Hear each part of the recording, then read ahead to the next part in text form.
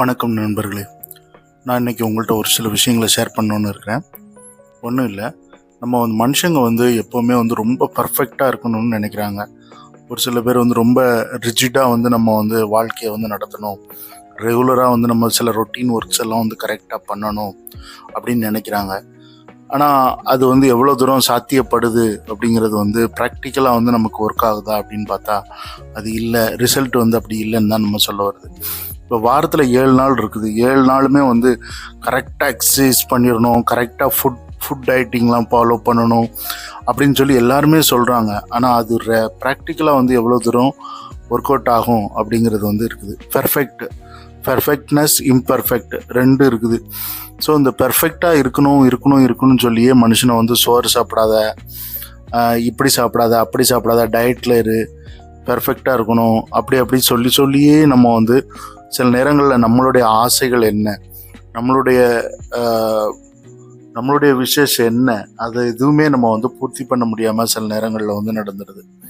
ஆனால் எப்போவுமே அதெல்லாம் மீறி தான் மனுஷன் சில நேரம் கட்டுகள் எல்லாம் உடைச்சிட்டு அவன் பெரும் வெள்ளம் போல் சாப்பிட ஆரம்பிப்பான்.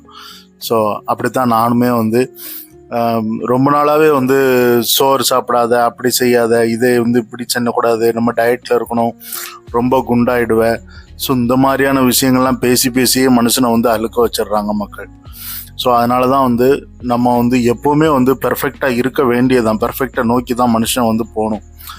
ஆனால் அது எப்போவுமே பெர்ஃபெக்ட்னு சொல்லி நம்மளுடைய ஆசைகளை நிராசைகளாக ஆக்கும்போது அந்த பெர்ஃபெக்ட்டுக்கு ஒரு வேல்யூவே இல்லாமல் ஆயிடுது.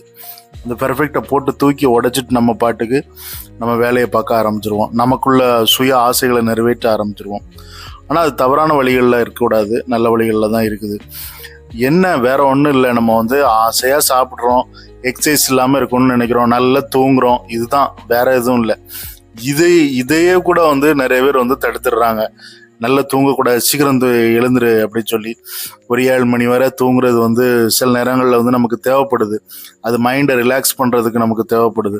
சில நேரம் நம்ம எந்த ஒரு கட்டுப்பாடுமே இல்லாமல் எக்ஸசைஸ் பண்ணாமல் ஒன்றும் பண்ணாமல் அப்படி லேசியாக படுத்துருக்கிறது கூட சில நேரம் ஒரு ஆனந்தமாக தான் இருக்குது.